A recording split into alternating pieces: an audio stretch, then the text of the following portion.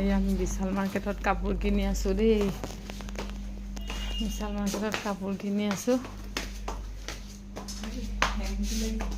হা এইবিলাক কাপোৰ কিনি আছোঁ। সেনেকৈ নালাগে। আহি আছোঁ এতিয়া এখন বিশাল মাৰ্কেট দেই। এইটো আমাৰ বেটা হে, কাইলৈ তাইৰ বাৰ্থডে, কাপোৰ কিনি আছে ইয়াত।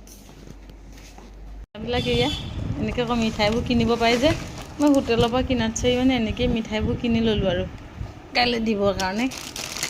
এই বাচ্ছা পোৱালি তাক সিহঁতক সুধিলোঁ কি খাবা, সিহঁতি মানে কৈছে মিঠাই নাখাওঁ, মিঠাই নাখায়, চিংৰা নাখায়, মিঠা বস্তুৱে নাখায়। সিহঁতি চিপছ কুৰকুৰি নিবলৈ দিছে, যিহেতু চিপছ কুৰকুৰি নিবলৈ দিছে সেইকাৰণে মই এনেকুৱাবিলাক লৈছোঁ দেই।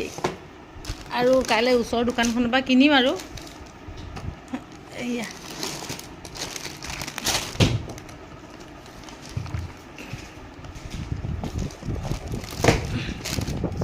এইবোৰে আৰু এইবিলাক ঘৰৰ বজাৰ,